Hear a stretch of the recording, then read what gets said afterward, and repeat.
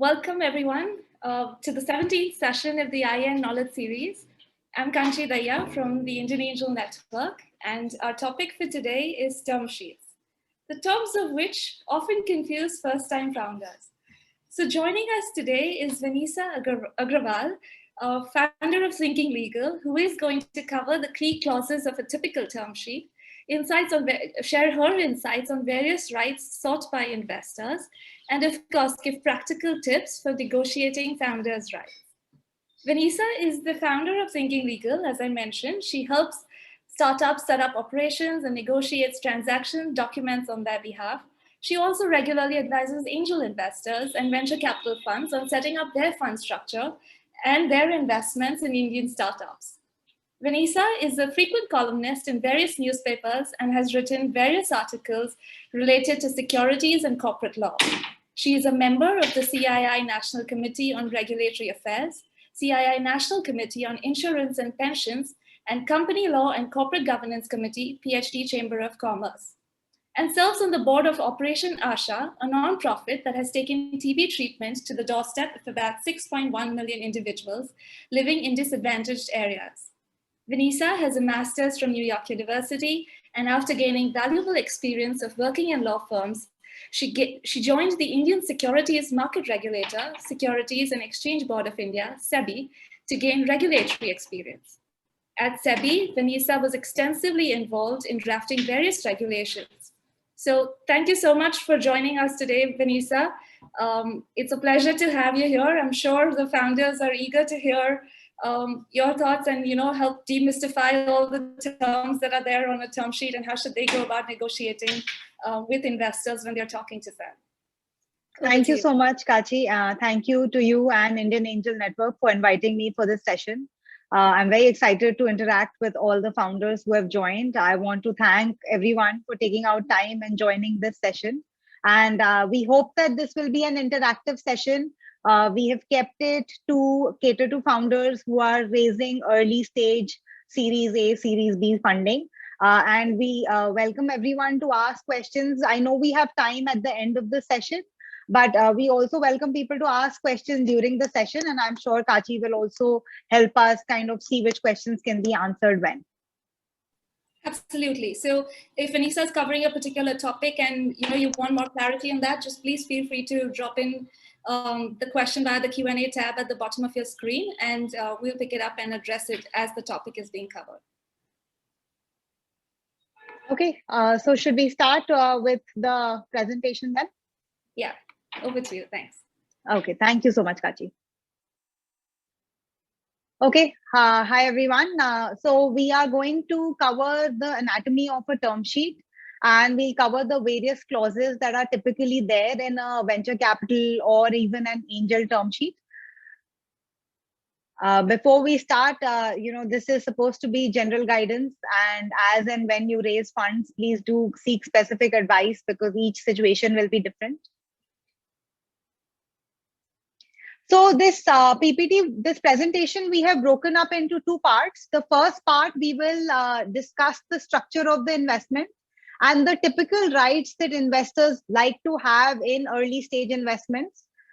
In this, we will cover the common investment instruments, the management rights of investors, which means that the rights that investors typically want to appoint a director or to appoint an observer, or to have reserved matters on which they have an affirmative vote. And the third bucket we will cover here is the various rights that investors typically seek in an early stage investment, which would be preemptive rights, buyback rights, drag along rights, etc. In the second part of the presentation, we will be giving some insight into various clauses which are related to founders specifically. So that relates to the founder shareholding, any restrictions that are common at this stage of investment on the founders themselves, which could be a non-compete, non-solicit. And we'll also tell you a little bit about the representations and warranties that investors typically seek when you are signing any documentation to raise funds. And the last topic that we will cover is indemnity, which is a kind of making good of any losses that investors typically ask for and can sometimes feature in a term sheet as well. So before we start, the term sheet is a basic non-binding interest document that an investor will give when they are considering an investment. It is only non-binding basic terms are covered under the term sheet. And post the term sheet, there are still negotiations which happen with the founders. And only after there is a due diligence and definitive documents, that is the transaction can be completed. However, the term sheet is the initial document that any transaction starts with. And this is a very important stage at which there is some formalization of an interest on behalf of the investors and the founders to actively consider a transaction. So as I mentioned, the first stage we'll cover the investment structure. So a term sheet will typically cover the common investment instrument that the founders and the investors have decided on. Usually in the term sheets that we see, the most common is the compulsory convertible preference shares, also known as a CCPS. However, there are other instruments which are used, including an optionally convertible redeemable preference share or a compulsorily convertible debenture. And now some funds in India have also started using a SAFE agreement, which is a simple agreement for future equity. This was already popular in the Silicon Valley, but now we have seen that it has started gaining traction in India as well, especially since it is quite suitable for early stage investments. However, having said all of this, the most common instrument continues to be the CCPS, which is the compulsory convertible preference share. So the investment can happen either in a lump sum or in tranches. Typically, nowadays, there is a trend and founders do try to negotiate to get a lump sum investment. However, there is tranching which is going on, and especially in light of COVID, there were some funds which have kind of insisted on having tranches. Tranches can be, so suppose you're getting 100 rupees, tranches can be you get 50 now, 50 later. It can be 70 now, 30 later. Usually 2 tranches is common, more than 2 is not very common.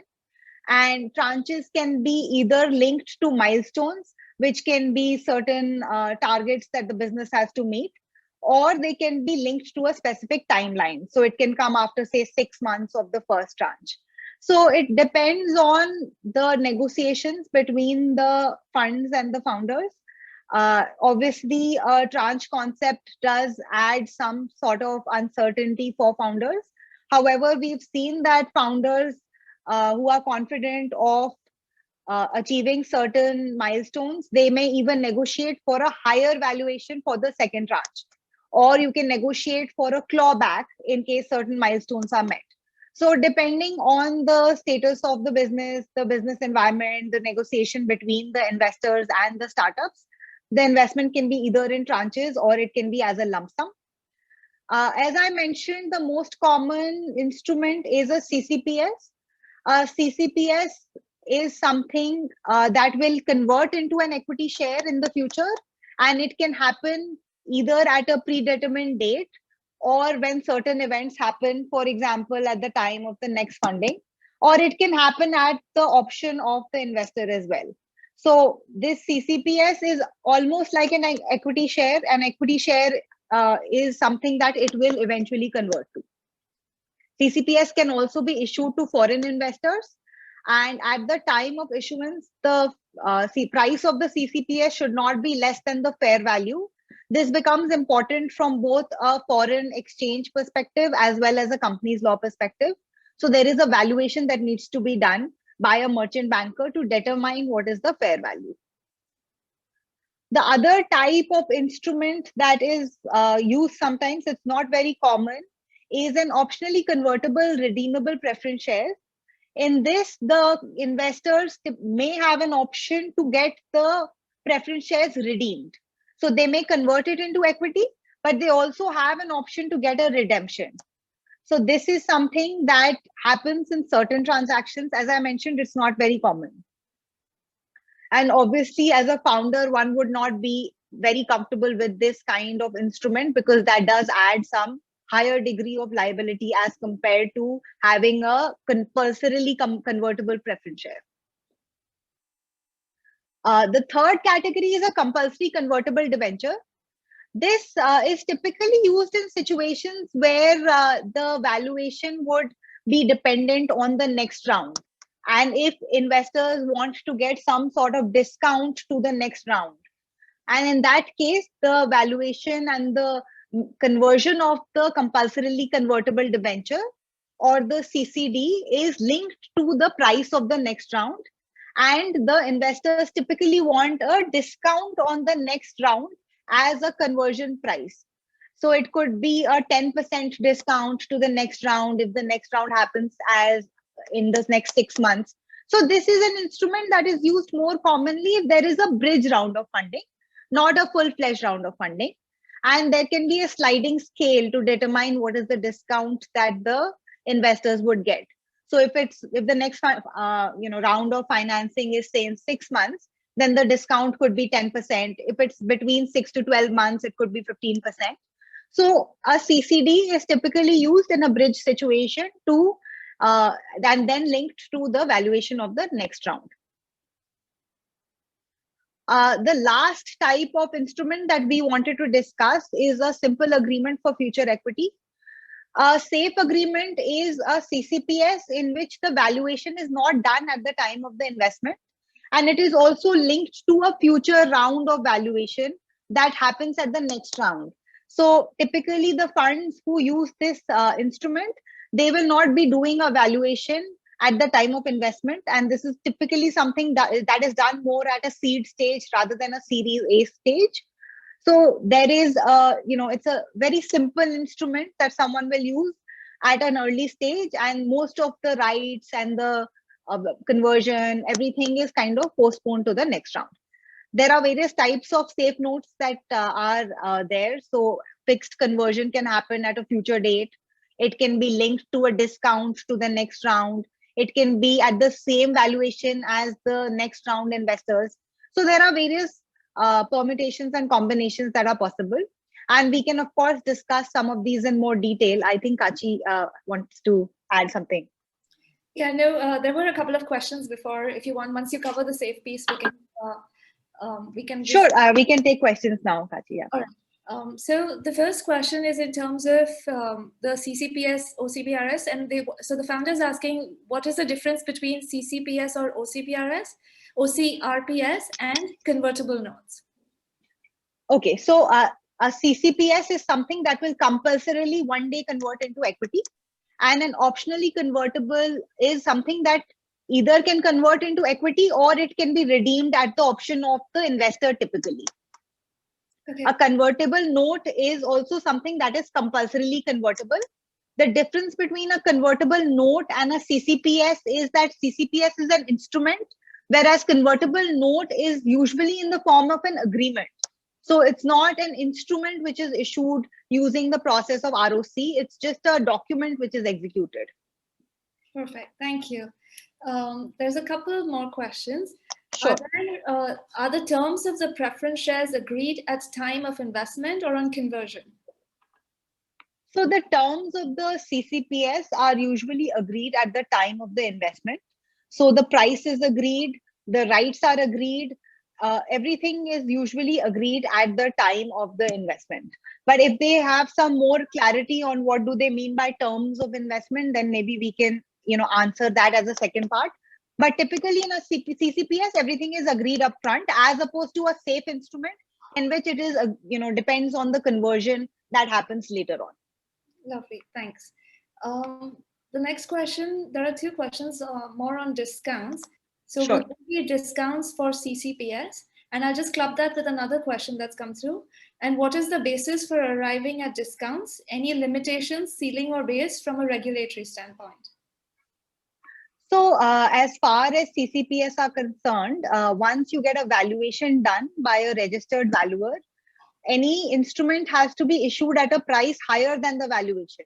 So suppose the valuation is 100, you can issue the CCPS or any other instrument at 120, 101.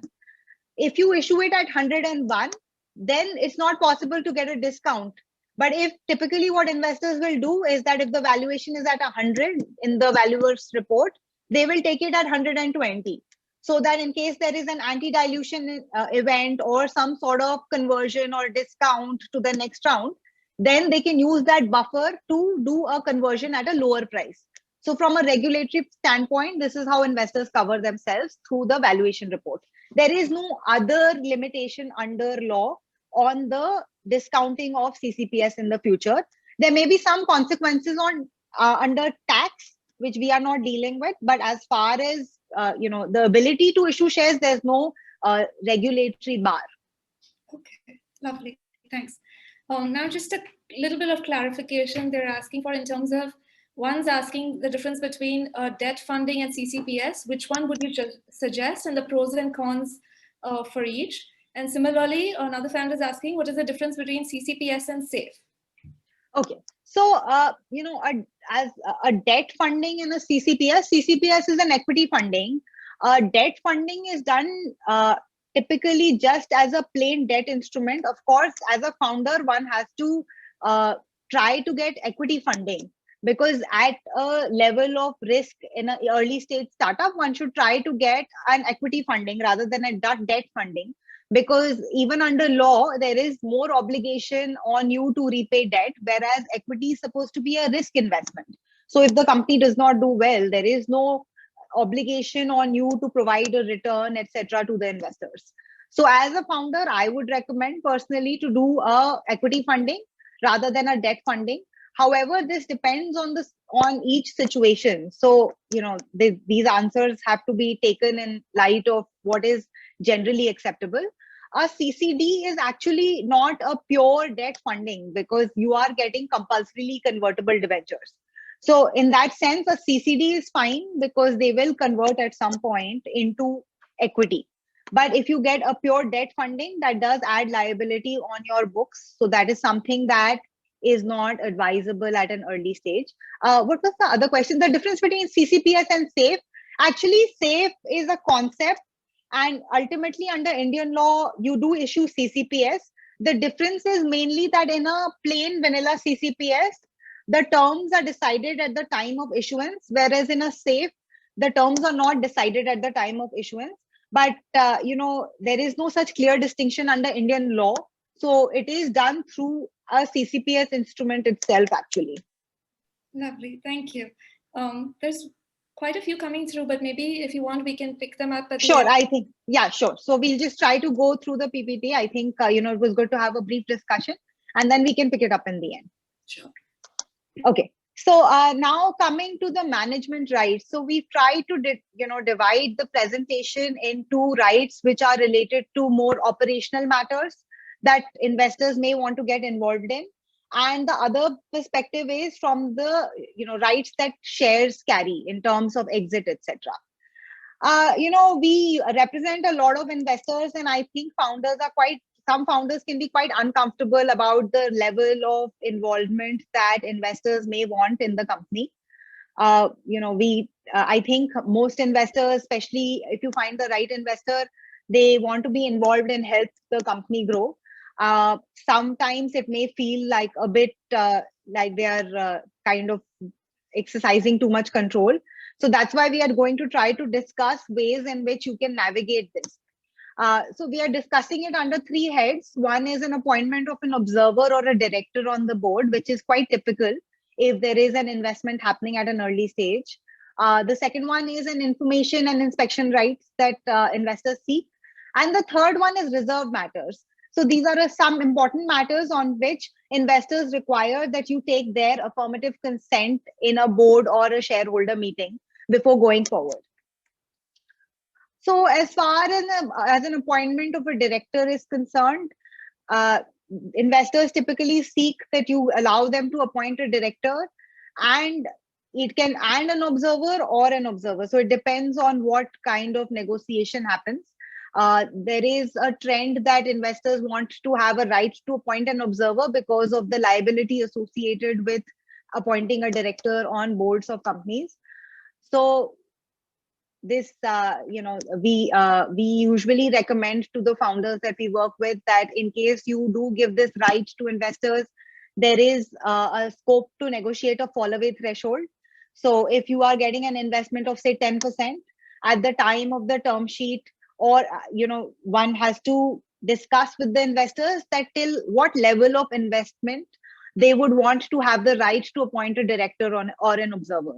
So whenever you do get a term sheet, this is something that should be added to the term sheet, that there will be a fall away when they breach a particular threshold.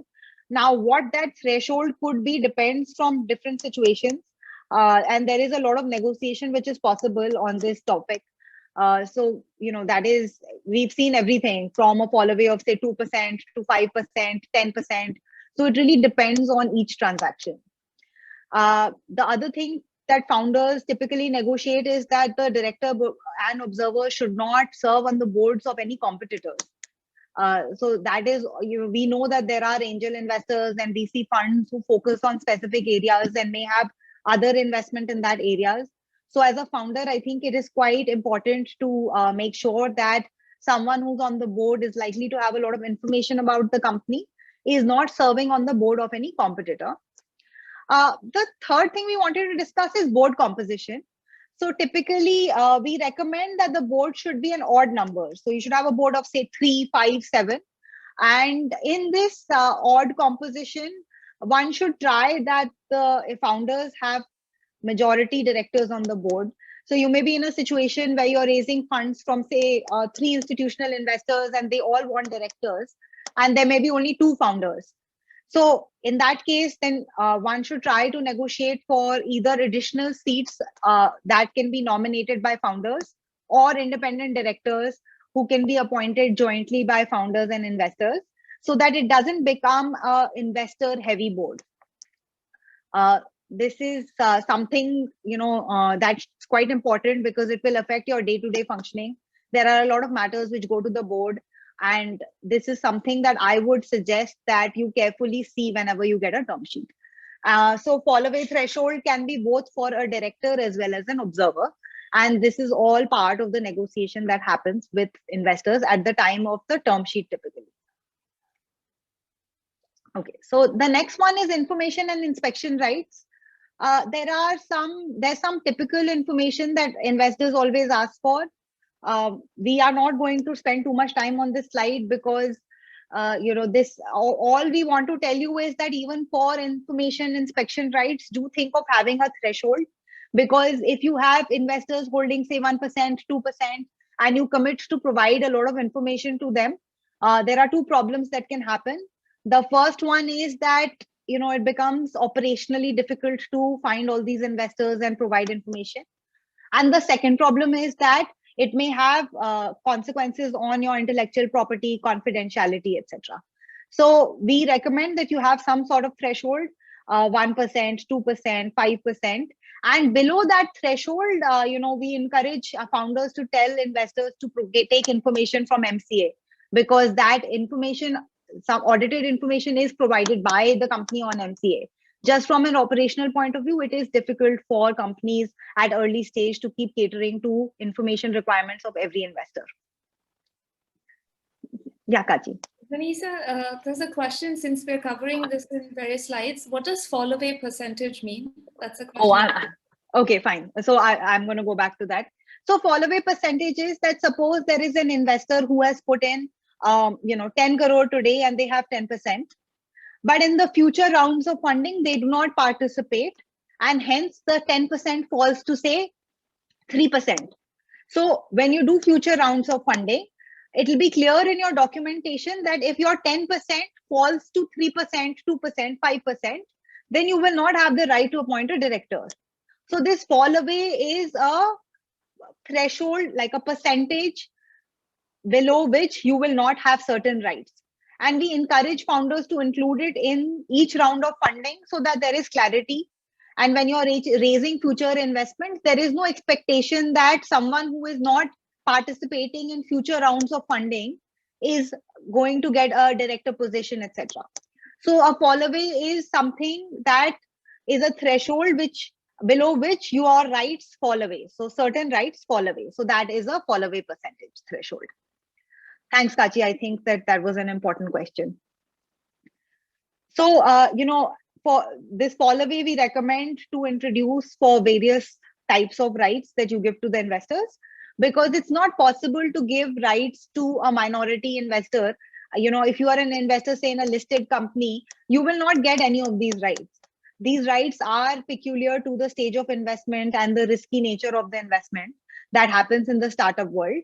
But there has to be some threshold below which we will not be able to, as founders, give rights to investors. So that is the fall away threshold that we recommend. Okay, I'm going to move on. So on reserved matters, these are certain matters. The detailed list may or may not be in a term sheet, but these are matters on which investors like an affirmative vote. So for example, if you are appointing a key management person and it goes to the board, it will compulsorily need the approval of your investor. Whether it is one investor, two investor, that depends on negotiation. But this is what is, there is a list of important matters on which the consent of the investor director will become mandatory for that resolution to be passed.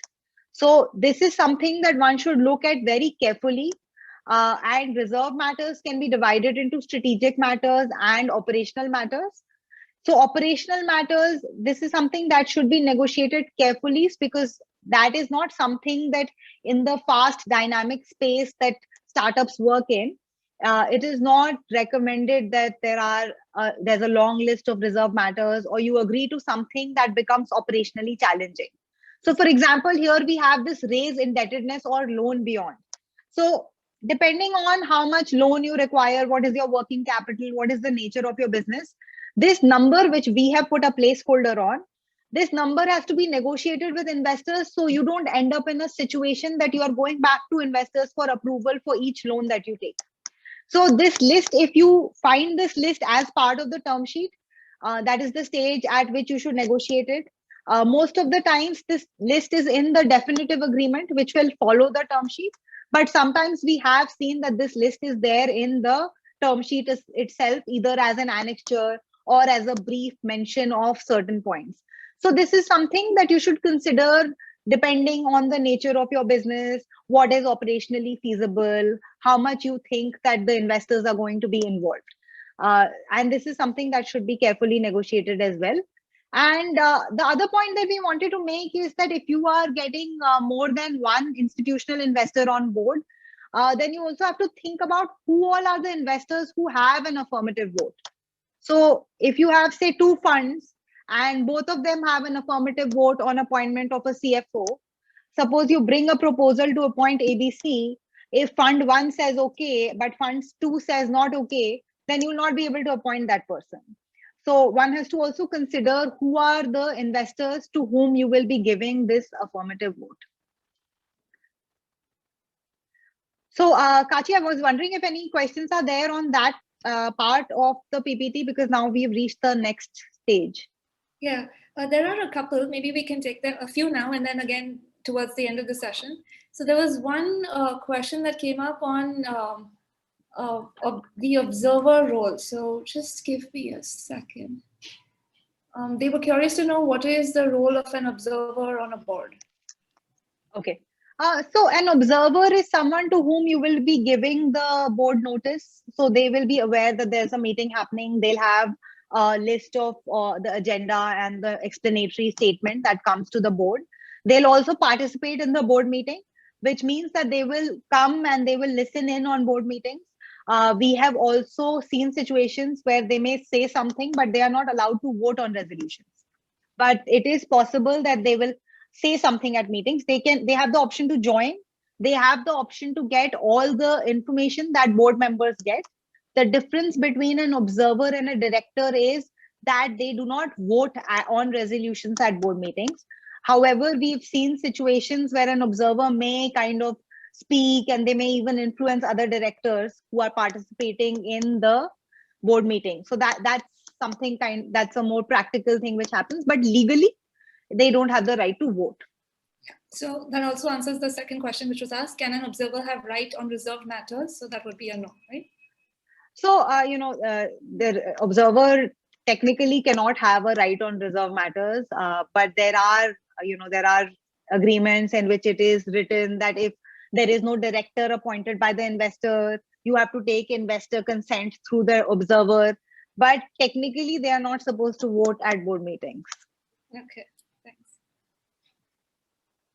Okay, so maybe we'll move on to the third section of our PPT, which is the various rights that investors typically see in a term sheet. Again, some of these things may not feature in a term sheet. We are trying to make it a bit more exhaustive, but it depends on various funds whether they put certain clauses in the term sheet or they are introduced at a later stage in the definitive agreements. So here we will be covering preemptive rights, drag along rights, buyback of shares, liquidation preference, and exit period.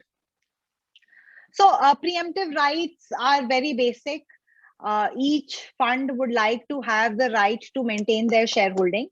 So if you are doing a further issuance of say 100 shares and the previous investors hold 10%, they would like to have the right to subscribe to 10 shares of the future round so that they can maintain their shareholding.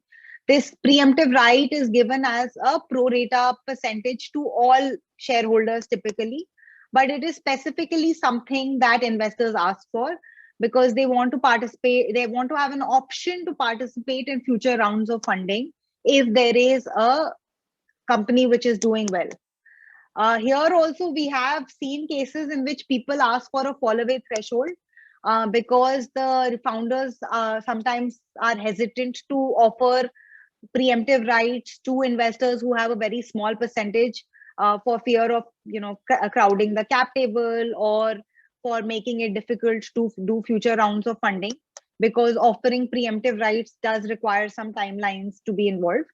But it's not something which is common. Preemptive rights are something which are very basic and usually given to all investors so that they have the opportunity to maintain their shareholding. The other thing is that preemptive rights are usually something that can be assigned to an affiliate. So if a fund has invested in a company, it is possible that the agreement will say that the preemptive right can be assigned. Here, we just recommend that you just carefully see who are the people who they can assign these preemptive rights to. And that definition should not be very broad. There's a small question on who is an affiliate.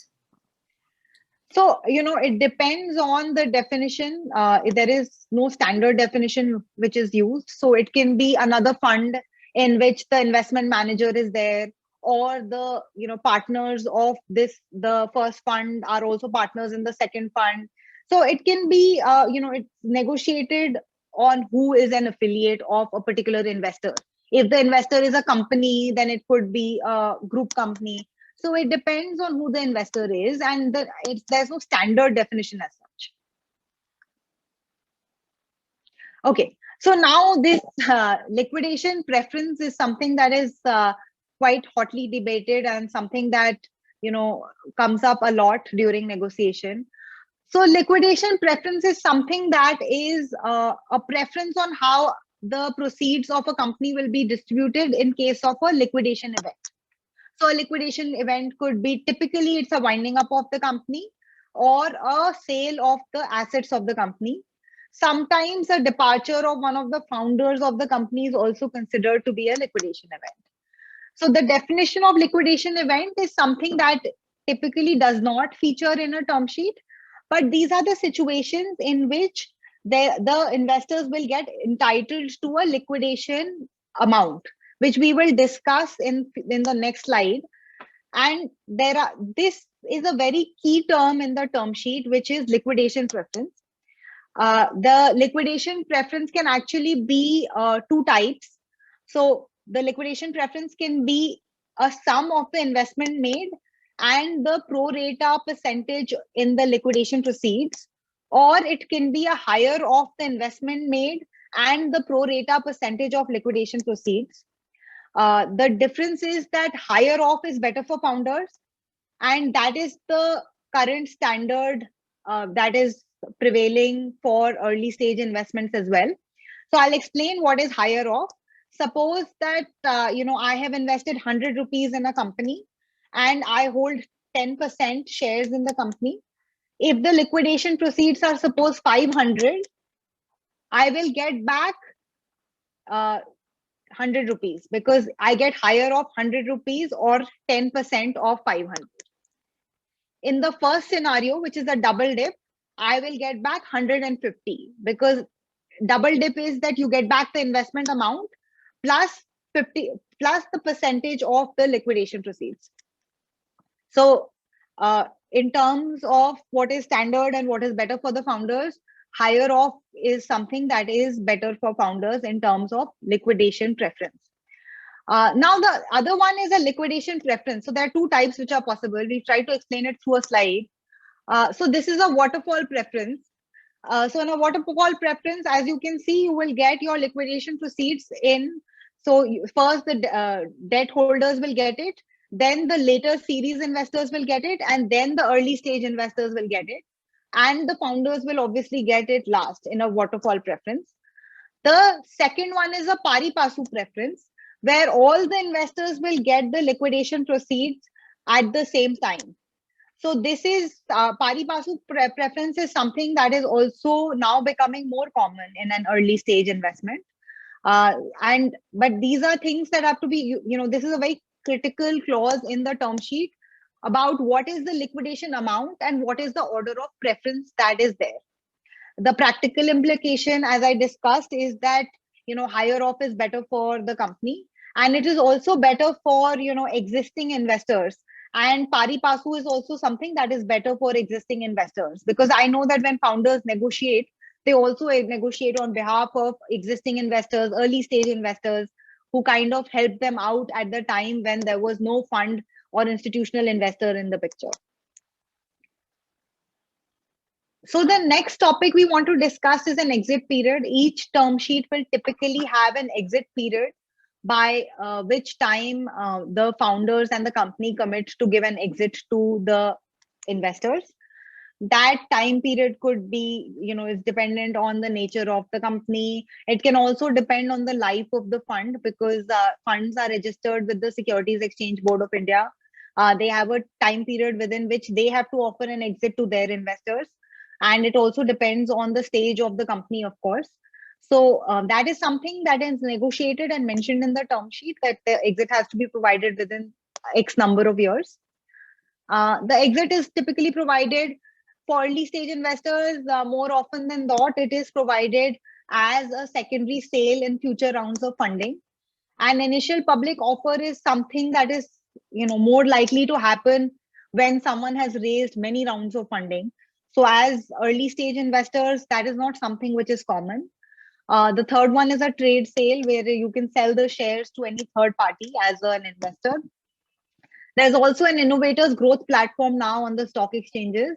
And there are some startups who have started listing there, although it's not very common. And again, it does take a few years to even list on that platform. So these buyback of shares and drag along rights are actually rights that kick in if the company and the founders are not able to offer an exit within a timeline. So suppose the company and the founders have committed to provide an exit in 5 years, but they are unable to do so. The investors have a right to ask the company or the founders to buy back their shares. And so again, here and this is typical that investors only ask for buyback if the founders and the company are unable to provide an exit after the exit period. Drag along rights are something that are not very commonly used. It is something that is kept in the agreements as a last resort. Drag along rights are that suppose I am an investor, I have not received an exit for 5 years, 6 years, whatever is the time committed. I can find a third party buyer to sell my shares, and I can also drag the founders and the existing investors, and kind of the language in the agreement says that they have to sell their shares to the third party identified by the investors. The sale does happen at the same price as the original investor, but this is something obviously that is not very favorable to the founders. And we recommend that you have, suppose the exit has to be offered in 5 years, then you have another 6 months where you try to find an exit, and investors should only have this right after the 6-month buffer is over. 6 months, 12 months, whatever you can negotiate with your investors. And then again, this question will arise that if you have multiple investors, institutional investors, or you have different stages of investors, who has the right to drag? So typically it is given to the lead investor if there is a large institutional investor who is coming in, but it could also be a majority of all the investors in the company. It depends from, different deals, what is the structure, who all you have raised funds from. And there is sometimes also a clause that drag cannot happen below a fair market value. So a fair market value is something that may be determined by a registered valuer or a chartered accountant. And sometimes there are clauses that the drag cannot be done at a price which is less than the fair market value. So these are kind of detailed clauses. You will typically not find them in the term sheet, but you will find that investors put down this right that they will have the option to drag the founders if the exit is not offered in the exit period. Okay, so we are going to start part 2 of our presentation. I think, maybe Kachi will take questions at the end because we still have some more slides that we want to cover. So we'll just take all the questions at the end now. Okay. Sure. So there are, as investors are investing primarily in the potential of the founders, their idea, their commitment to the company. And therefore, there are some restrictions that investors do seek on founders. There's 3 types of restrictions that we will discuss on founder shares. First is lock-in. Second is right of first offer or refusal. And the third is tag along. So a lock-in is that the founders are prohibited from selling their shares in the company for a certain number of years. And that number can be 3 years, 4 years, 5 years. It could be linked to the exit period. It could be till the investors get an exit. It all depends. And then after the negotiation that founders do have, and they frequently do, is that suppose I have 100 shares, the founders can negotiate to get some liquidity that they can be allowed to sell some of these shares. So that again is a point of negotiation, whether the founder can sell 1 out of 100 shares, 10 out of 100 shares. But this is something that investors do agree to allow some liquidity to the founders. So that is something that you must discuss with your investors at the time of the term sheet itself. And if there are any shares which are liquid shares or outside the lock-in, then we recommend that you negotiate that these shares should not be subject to any additional restrictions, like right of first refusal or tag along rights, which we will discuss in the future slides.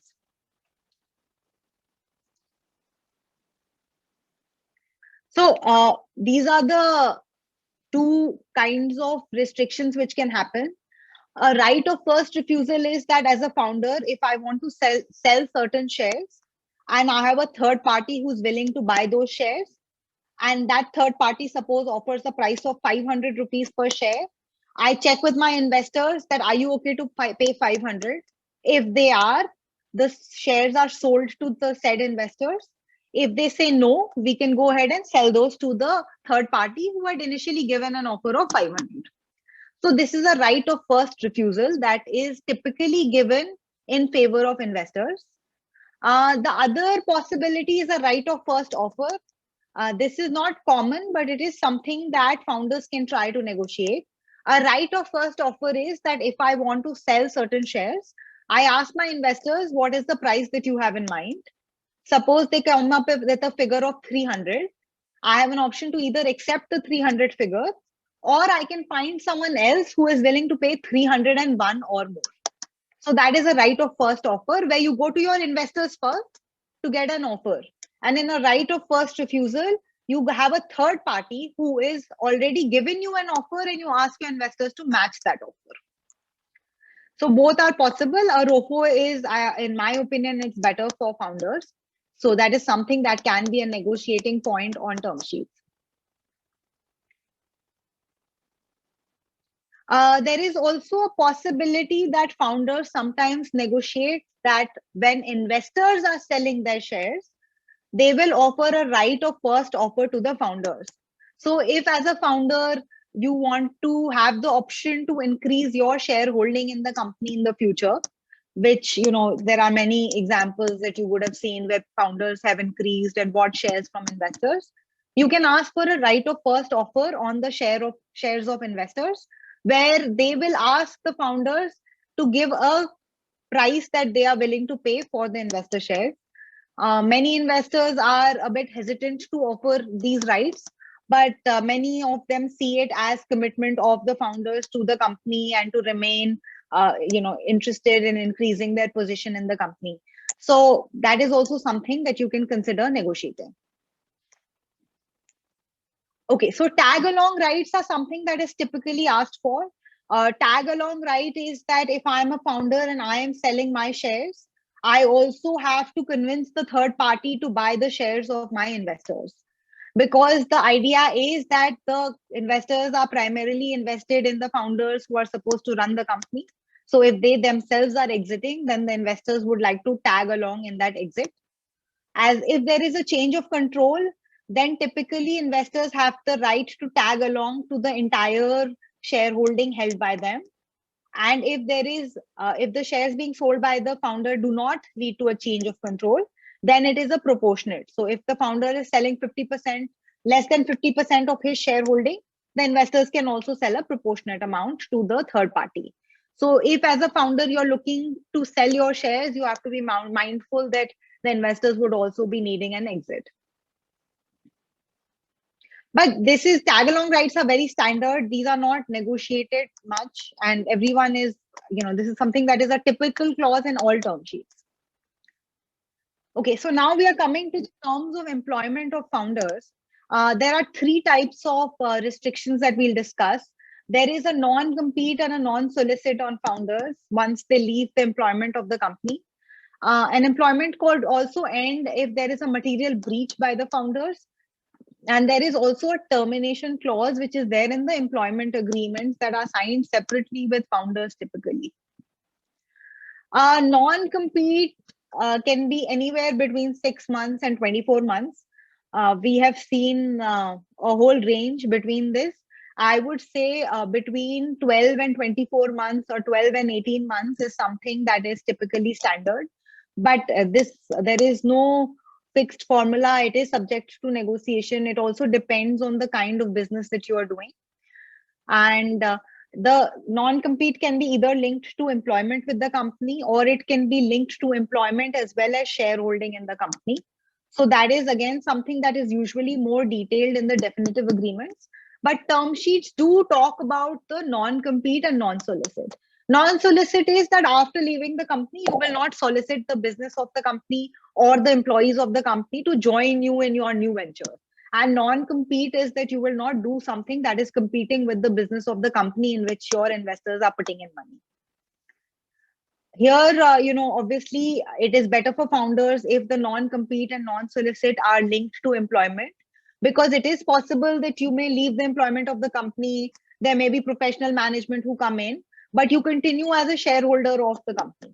So, we've seen founders negotiate that it should be linked to employment. And also there should be an exclusion under the non-compete that you can do financial investments, etc. Because now, a lot of founders are also angel investors. So that is something that we encourage founders to have exclusions for financial investments. So this termination clause is not typically something that is agreed in the term sheet. However, we have put it here because sometimes the term sheet will mention that in case of a termination for cause or without cause, what is the treatment of the shares of the founders. But perhaps this is something that we can discuss later if someone has some specific questions around it. Usually, if there is a termination because of some material breach, or if there's a violation of the agreement, that has some consequences on the shares held by the founders. But we can, I think, because we don't have as much time, maybe this is something that's not in the term sheet. So we'll just move along. And if someone has any questions around this, we'll answer them at the end. ESOP is also something that is typically included in the term sheet. We recommend that the ESOP in the future, if you are going to increase your ESOP pool, the term sheet should mention that it should be dilutive of all shareholders. Sometimes investors do insist that the ESOP pool should be only dilutive to the founders. but we have seen founders negotiate that it should be dilutive to all the shareholders. So this is something that we wanted to point out. There are representations and warranties that have to be provided by the founders when they are signing any definitive agreement. There usually is a mention in the term sheet that the founders will provide standard representations and warranties.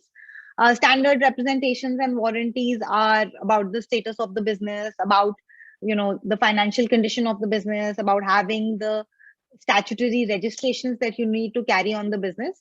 But these details are typically not in the term sheet. What is there in the term sheet is that if any of these representations and warranties are untrue, then the company and the founders will indemnify, which means that the company or founders will make good the loss that is caused to investors because of some false representation. So there are a few points of negotiation here. While founders can give indemnity to investors, and it does happen, founders typically only give indemnity if there is a false representation and there is some kind of fraud or some kind of fraud attributed to the founders. Otherwise, the founders do not give indemnity from any personal assets, and there are specific exclusions to that.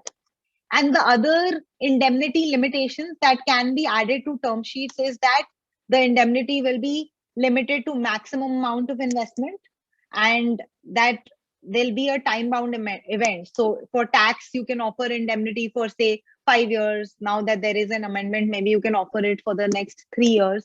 So the indemnity is something that is typical, but the founders have to negotiate on the indemnity amount and ways to limit that indemnity, because that is something that can become tricky in the future. So we have a couple of more slides to discuss because these are standard clauses in the term sheet. One of them is a most favored nation or a most favored rights clause. Term sheet will typically say that in case of future rounds of funding, the founders will give the same rights to the investors that they give to future investors. Now, everyone understands that, this may not be practically possible, but since it is in the term sheet, what we recommend to founders is that they negotiate that they will give these rights to the investors on a best effort basis. And in case the future investors are putting in a higher valuation or a large round, then obviously these rights are not going to be available to the current round investors. So these are some of the limitations, and this is a clause that has to be read carefully and negotiated because we don't want future rounds of funding to become difficult. So this material breach is something which is not typically in a term sheet. So maybe once we get to the stage of discussing the definitive agreements, we'll go back to these slides. These are the other clauses in the term sheet that we wanted to discuss.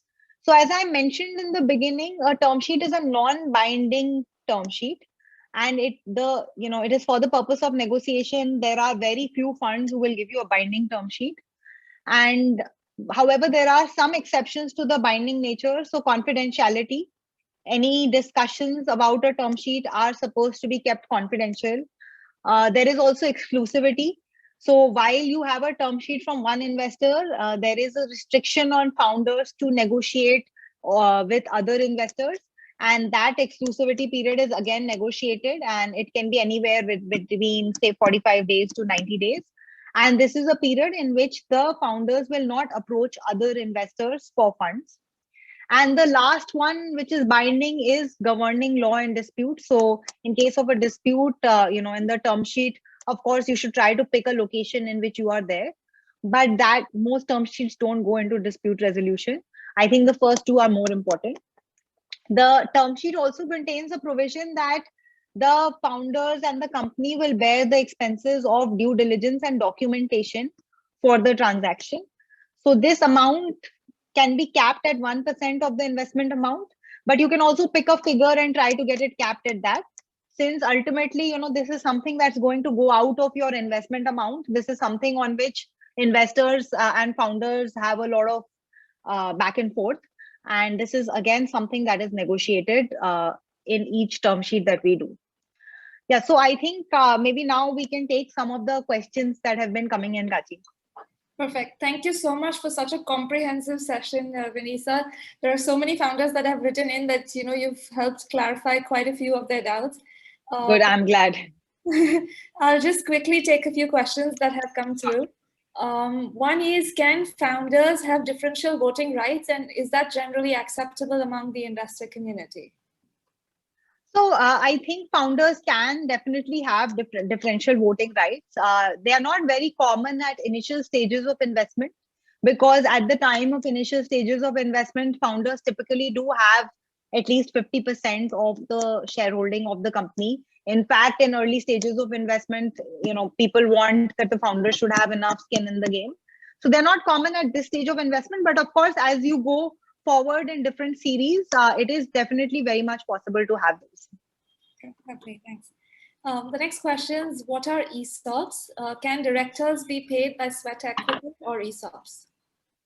So ESOPs are employee stock options, and they can be given to directors, and they are something that are offered by startups to directors and senior employees as incentives. And this is something that is quite commonly used by startups, because if you want to kind of conserve cash, this is the mechanism. Especially during the COVID time, we saw a lot of variable structures in which ESOPs were commonly being used to incentivize senior management and directors. Lovely, thanks. The next question is, what is the relation between a preference share and its related bonus? Do they convert automatically? So a preference share will automatically convert after the period which is given in the agreement, so which is usually 20 years. But usually what happens in the startup stages of funding is that at some point when investors want an exit, they will convert, and that exit will be taken by them. And as far as dividends is concerned, usually there are no dividends which are offered by startups. So, this dividend bonus is not very common in the startup space. In future rounds of funding, a preference share can either be transferred or it can be converted to equity and then transferred to get an exit for the investors. Okay, lovely. The next question is how to record the investment in ROC if we raise money through Safe Notes. So if you raise money through Safe Notes, the ROC instrument is a CCPS. So that this question we have been getting from a lot of founders, investors. The instrument is a CCPS because under Indian law, they do not recognize a safe instrument as such. It is a CCPS that you will issue, and at a later point of time, it will convert into an equity, or depending on what are the terms of the Safe Note. The Safe Note itself can be in the form of an agreement, but the ROC instrument is a CCPS. Okay, lovely. There is a question on ESOPs again. Is it true that ESOPs grant to an individual has to be capped at 1%? No, there is no such cap that it has to be at 1% at all. There is, investors typically ask for an affirmative vote if the ESOPs are more than 1% are being issued to a senior management. But there is no cap for ESOPs. And we've also seen that founders can also be entitled to ESOPs. So as founders of the company, if you feel like you have been diluted and you want to increase your shareholding, we have seen transactions where founders will also be given ESOPs, because at the end of the day, even investors and founders, everybody wants the founders to have enough shareholding that they remain committed to the company. So there can be ESOPs which are given to founders as well. And there's no cap as such, except that if you're doing it, say above 1%, typically investor consent is required. Okay, lovely. Two more questions on ESOPs and then we'll move to other topics. When can ESOPs be given to employees post SHA? And the other question is, can ESOPs be offered to consultants as well, not just employees? So ESOPs cannot be offered to consultants under law. They can only be offered to promoters, directors, and employees. We have transactions in which companies have offered ESOPs before the SHA. So in the due diligence, you will typically disclose to your investors that there are certain ESOPs which have already been granted. And if you make the cap table, sometimes the cap table will show allocated ESOPs and unallocated ESOPs separately. So it's not necessary that you have to wait for ESOPs for any round of funding. The only challenge is that if you have told investors that you have not yet issued ESOPs and the definitive agreements negotiation is taking time, there's usually a period in which significant activity is not done. So in that period, you can still take consent from investors or inform them over email, because now it's important also for startups to attract talent. So I don't think investors will discourage startups from getting someone important on board. But what we recommend is that you keep the investors involved in the discussion. And if you are hiring someone while the term sheet has been signed, but the agreements have not been signed, then it is better to keep everyone informed and have an open conversation about any people that you're planning to bring on board. Lovely, thank you. Another question is, do buyback or clawback have a vesting time limit after which the right to clawback cannot be observed? So, so I think we didn't get a chance to discuss clawback in detail. Clawback is typically as an incentive which is offered to founders. So we see many deals in which founders are very confident of achieving certain targets, and they negotiate that investors will allow them to reset the valuation in case certain targets are met. And it is a commercial negotiation point whether those targets have to be met within 6 months, 9 months, 12 months. So there is no cap as such. Typically, clawback happens within 1 or 2 years of investment, because that is the time frame that people look at for resetting the valuation and incentivizing founders for getting certain milestones or achieving certain milestones. Having said that, if it has any tax implications, that is something that we cannot comment on. Okay, all right. There are a couple of questions on exit clause. I know you mentioned that it changes in terms of the duration that a startup gives an exit to their investors, but if you could give an average, that would be great. So the question is, what is the average exit period for an early stage startup? So for a Series A investment, it's typically 5 to 6 years. But what we have seen is that, what happens is that as you keep doing new series of investments, that period keeps getting reset, because it's not possible to give an exit for Series A investors and all the investors coming forward. So usually that period will get reset as you do future rounds of funding. And in future rounds of funding, it can be a case in which there will be some investors who will get an exit because you have raised a future round of funding. But that exit period is mostly an indicative period, because in that period, if you are not able to give an exit, what can happen is that the investors will ask for a buyback, or they have an option to drag. But it's always on a best effort basis. There is no, it's not possible to force someone to give an exit in 5 years, 6 years. So it is usually, it is always on a best effort basis. Of course, while you're raising funds, people want an exit, and there is a timeline which is committed in the documentation, and it has to be taken seriously. But the consequences are that you can be dragged along, they can ask for a buyback, and usually this time period is reset when you have future rounds of funding. There's a little bit of clarification that's being asked on what is best effort. So, these are terms that lawyers like to use commercially: reasonable efforts, best efforts. These are things which are, if there is a dispute, that courts can look at to see whether you made adequate efforts to try to give an exit. You made efforts to reach out to third-party investors and find a buyer. So if you're following this, Amazon Reliance dispute, there is some question whether Amazon itself did not want to invest in the Future Group, but they connected them to other people who wanted to invest. So, best effort is it's a subjective term. It's subject to interpretation by courts, and that's why we put it in there. But, one should, as a founder, I think investors want to see some sort of effort to give them an exit. Lovely. Thanks for that, Vanessa. There's another question on a couple rather that founders have asked on buying back. So what is the price or share during buyback? Which valuation gets considered here? So typically the definitive agreements that we sign say that it will be at fair market value, and that fair market value will be determined by a registered valuer or a chartered accountant, which can either be appointed by the investor or jointly by the investor or founders. So typically your agreement will say that it has to be at a fair market value.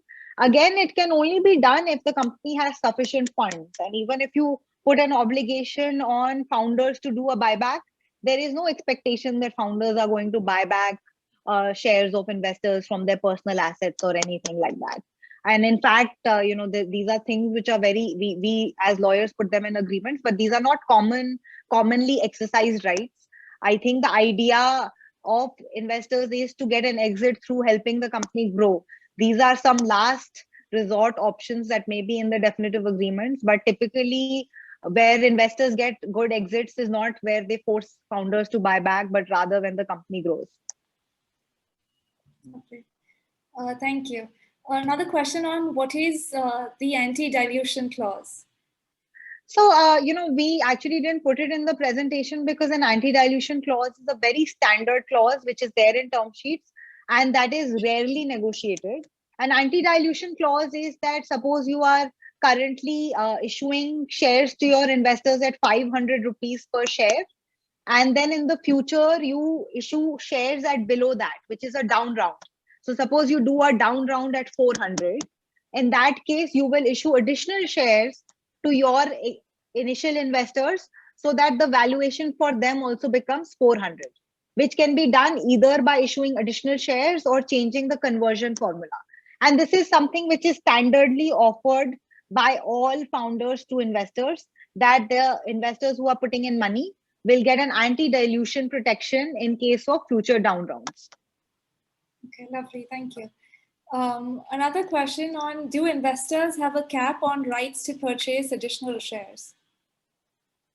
So by additional shares, I assume that this is preemptive rights. So usually preemptive rights are linked to the percentage of shareholding of the investors in the company. However, it is possible that some investors may say that if you're raising a future round, first you will offer the entire round to me. But this is not standard. What is standard is that if you're raising a future round and I am a 10% shareholder in the company, you will offer me at least 10% of the future round. Lovely, thanks. Would SafeNote need to be valued at a point of agreement since the instrument is CCPS? So as I mentioned, there has to be some valuation which has to be done at the time of the agreement.